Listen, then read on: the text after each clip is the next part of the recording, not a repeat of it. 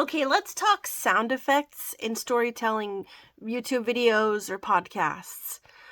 I don't mind, and then I got in my car, and the sound of a car firing up.